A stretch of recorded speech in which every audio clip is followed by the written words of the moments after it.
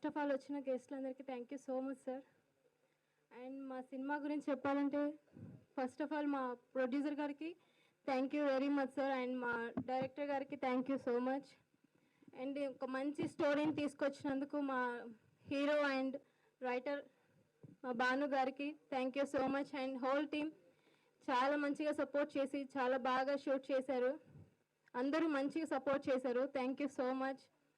And ఇది ఒక cinema set అని నాకు ఎప్పుడు అనిపించకుండా ఒక మా విలేజ్కి వెళ్ళాం. మా అమ్మమ్మ వాళ్ళ ఊరన్న చాలా ఓన్ చేసుకున్నారు, చాలా మంచిగా మాట్లాడించి. అండ్ అసలు షూట్ అన్న ఫీలే లేకుండా చాలా చాలా చాలా ఫ్రెండ్లీగా ఉన్నారు అందరూ కూడా.